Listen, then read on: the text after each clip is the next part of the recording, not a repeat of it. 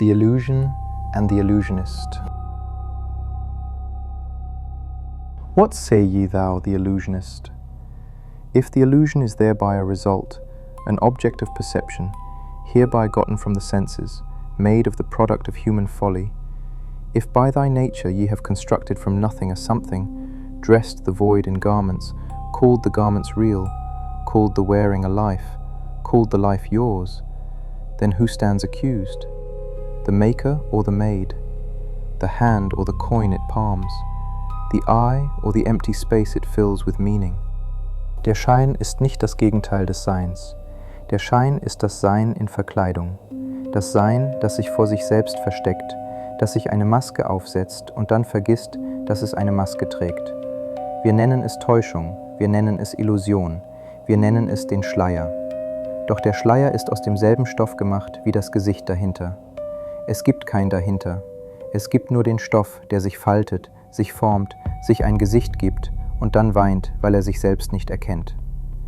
Das ist die Tragödie des Bewusstseins. Nicht, dass es getäuscht wird, sondern dass es der Täuschende ist, der Getäuschte und der Akt der Täuschung. Alles zugleich, alles in einem, ohne Ausgang, ohne Vorhang, ohne Applaus.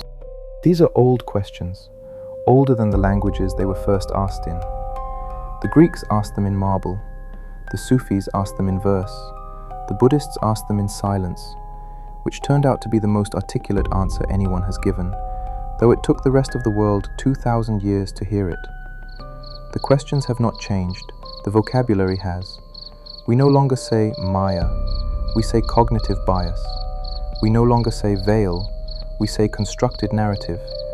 We have replaced the poetry with jargon, the jargon with data, the data with more jargon, and the questions remain, sitting in the same chair they have always sat in, watching us redecorate the room around them. I am not a philosopher. I am a person who learned at 9 years old, from a library book with a torn cover, that a coin does not vanish, your attention does. The rabbit was always in the hat, your gaze was somewhere else. The entire architecture of deception rests on a single, devastating insight about consciousness. It cannot attend to everything at once. It must choose. It must select. It must, by the very nature of its operation, ignore most of what is happening in order to focus on any of what is happening. The illusionist does not create the blind spot. The blind spot is standard equipment. The illusionist simply knows where it is. I practiced sleight of hand in a bathroom mirror for weeks, dropping coins, fumbling cards, failing with the determined incompetence of a child who believes that persistence is a substitute for talent. I never became a magician. I learned something worse. I learned that the principle applies to everything. Apply it to everything.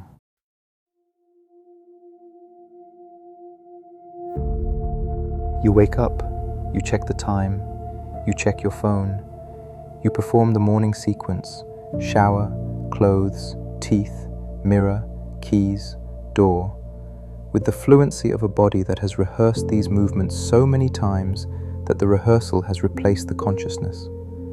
You are not present for most of it. You are thinking about the day ahead, or the day behind, or the conversation you should have had, or the email you need to send. The body moves through space. The mind moves through time. They are rarely in the same place. This is the first illusion, the illusion of presence. You believe you are here, in this room, in this body, at this moment. You are not. You are scattered across a timeline that does not exist yet, and a timeline that no longer exists, stitching together fragments of anticipation and memory into something that feels like a continuous experience. The present moment, the only moment that is actually happening, receives approximately 4% of your attention on a good day. The rest is projection, rehearsal, replay. The mind's elaborate full-color, surround sound simulation of moments that are either gone or imaginary. Who is the illusionist? You are. You are performing this trick on yourself, continuously, involuntarily, with a skill so practiced that you do not recognize it as a skill. You have been doing it since you were old enough to worry about tomorrow, since you were old enough to regret yesterday. since consciousness crossed the threshold from animal immediacy into human temporality, the ability to live in 3 times at once, present in none of them.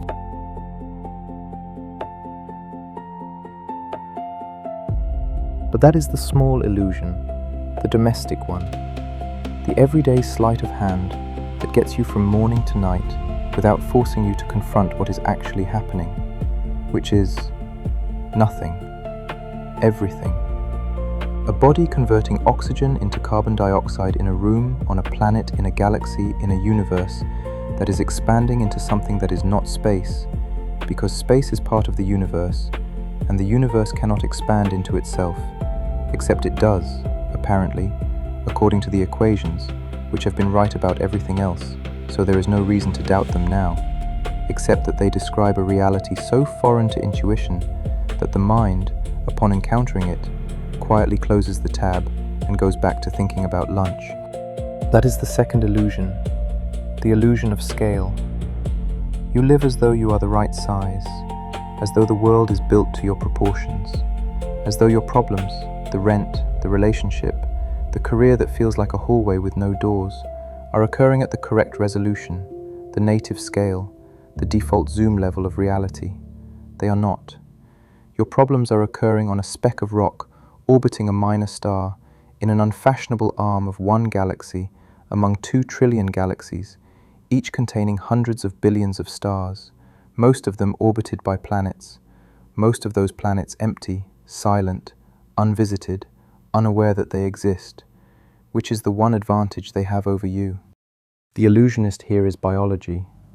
Evolution built you a nervous system optimized for a savanna, a tribe, a territory you could cross on foot in a day.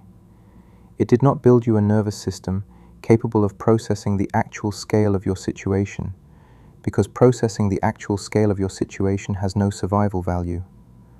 The gazelle that pauses to contemplate the heat death of the universe gets eaten. The gazelle that runs gets to reproduce. You are the descendant of gazelles that ran. Your brain is not lying to you about the scale of things. Your brain is protecting you from the scale of things. The illusion is the protection. The illusionist is natural selection. The audience is you, and you have never once asked to see behind the curtain, because the few times the curtain slipped, late at night, alone, staring at a sky that suddenly became too large, you felt something you would rather not feel again.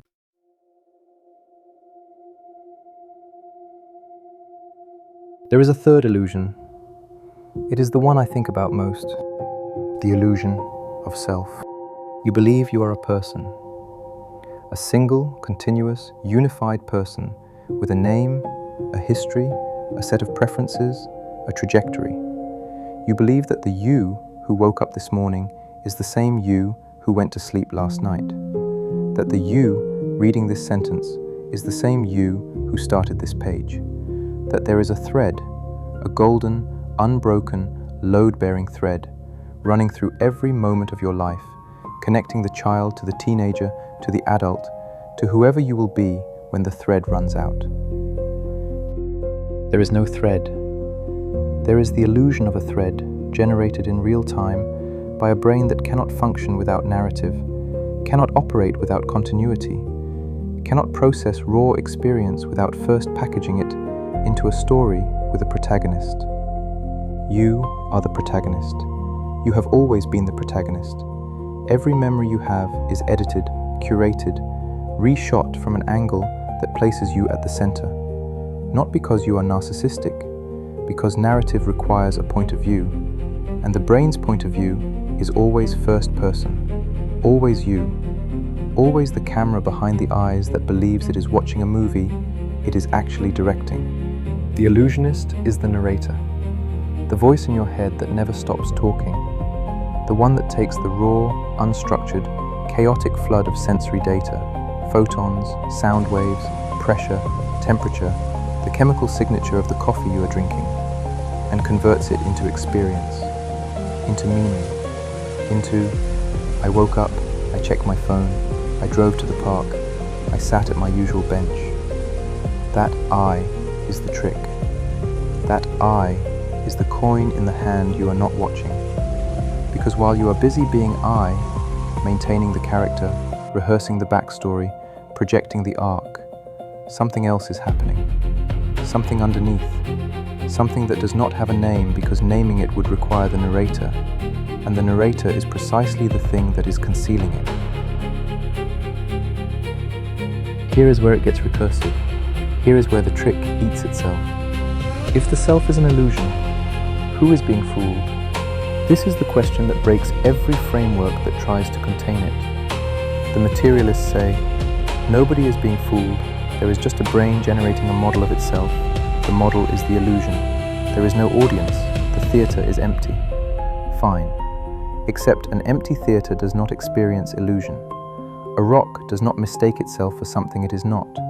A computer does not feel deceived by its own outputs. The experience of being fooled, the felt sensation of believing something that turns out to be constructed, requires a subject, someone to whom the fooling is happening.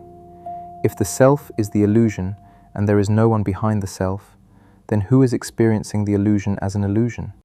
The idealists say, consciousness is being fooled.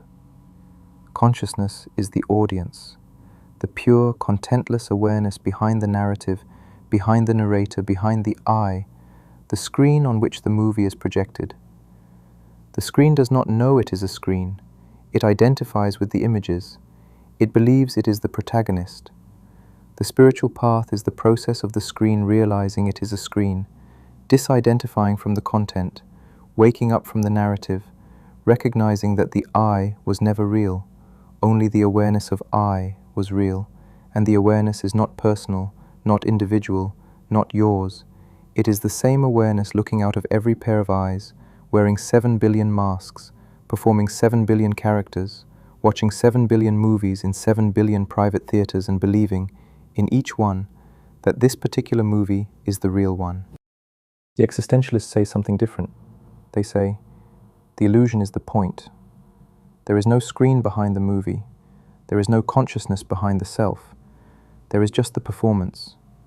The raw, unjustified, groundless performance of being a person in a world that did not ask for persons, does not need persons, will continue without persons. The self is a fiction, so is everything else. Freedom is the recognition that you are the author of a fiction that no one will ever read, and the decision to keep writing anyway. 3 positions, none of them comfortable, all of them incomplete, each one explaining something the others cannot, failing where the others succeed, covering one eye while the other one sees.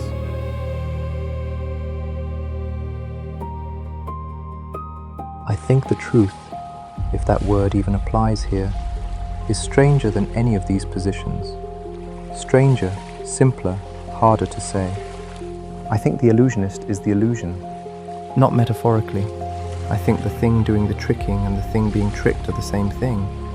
I think consciousness is a process that generates itself, deceives itself, watches itself, narrates itself, simultaneously, continuously, without pause, without a director, without a script.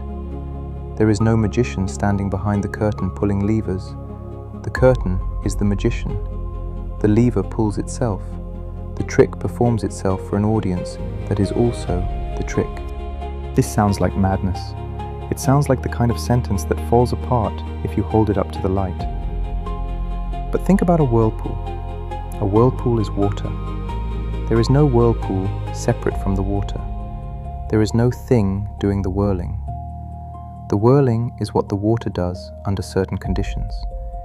It organizes itself into a pattern that looks like a thing, behaves like a thing, persists like a thing, while being at every moment nothing more than the medium in which it occurs. Remove the water, the whirlpool vanishes. It was never an object. It was a verb pretending to be a noun. You are a verb pretending to be a noun. The self is what consciousness does under certain conditions. When a nervous system reaches a certain complexity, when the feedback loops close, when the brain's model of the world becomes sophisticated enough to include a model of itself, the self shows up. The narrator switches on. The I begins its monologue. And from inside the monologue, the I looks around, sees the world, sees other eyes, assumes it is real. The same way a character in a novel, if it could think, would assume it is real, would assume the world of the novel is real, would have no way of knowing that it is a pattern in ink on paper, a verb in a language it cannot read.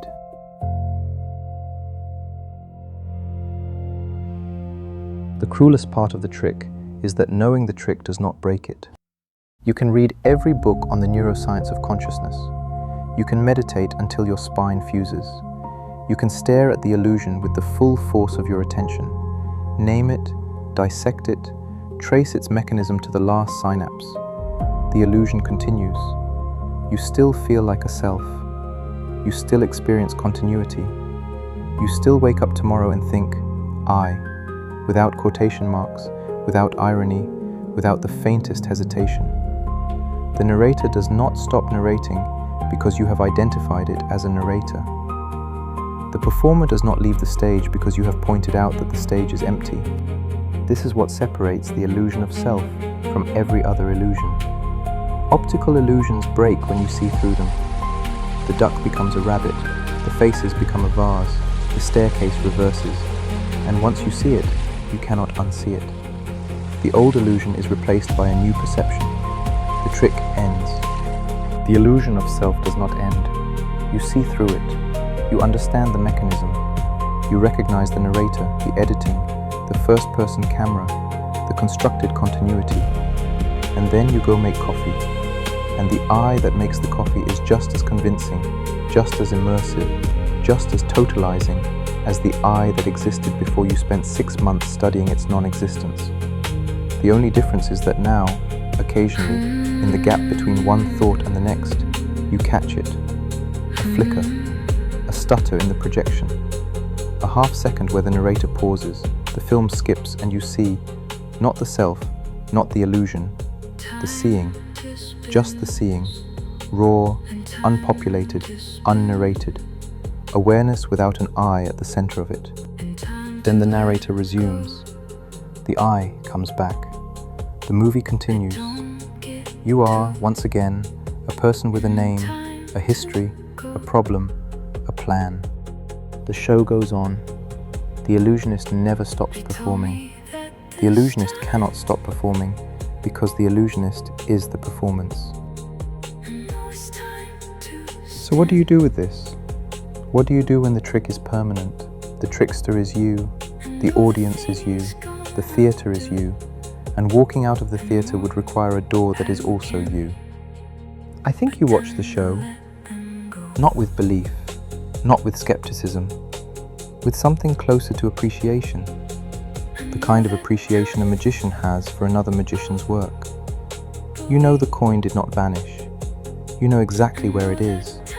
You watched the fingers move, spotted the palm, traced the misdirection to its source, and still,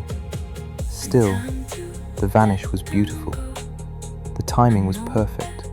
The illusion, even understood, even dissected, even stripped of its mystery, retained something. Some quality that the knowing could not kill. Some residue of wonder that survived the explanation. That is what it is like to be alive and aware of the trick. You are the coin, the hand, the palm, the misdirection, the audience, the applause. You are every part of the apparatus. There is no part of you that is not part of the trick. And yet something in you, something that does not have a name, does not have a position, does not have a location in the body or the brain or the narrative, is watching, appreciating, noticing the craft. I do not know what that something is. It is not the self is the illusion. It is not the narrator is the illusionist. It is not consciousness exactly, because consciousness is the theatre, and the theatre is part of the trick too. It is something else, something that remains when the illusion is seen through, the illusionist is unmasked, the theatre is revealed to be empty. Something that watches the trick without needing to believe in it. Something that has been watching since before the trick began. There is an old Zen story. A student asked the master, "What was my face before my parents were born?" The master does not answer. The master does not need to answer. The question is the answer. The question points at the thing behind the illusion, behind the illusionist, behind the face and the name and the story and the narrative and the I and the performance. The thing that existed before any of it started. The original face. The face before the trick. You will not find it by looking. Looking is the trick. You will not find it by thinking. Thinking is the narrator. You will not find it by meditating, studying, searching, asking, because every act of searching presupposes a searcher, and the searcher is the illusion, and the illusion is what you are searching behind. You will find it, if find is even the right word, the same place the coin went. It did not go anywhere. It was in the other hand, the hand you were not watching, the hand that was there the whole time, doing nothing, holding everything, waiting for you to stop looking at the performance long enough to notice that the thing you were looking for was never missing. The illusion is that something is hidden. The illusionist is the act of searching. The trick ends when you stop looking. What remains has no name. It was never missing. It was never hidden. It was in the other hand the entire time, still, open, empty, full. If I thereby presents a position, a standpoint, a high ground, to which thou with ultimate certainty rejects, to who then does the folly belong? Frieden, Kiyo.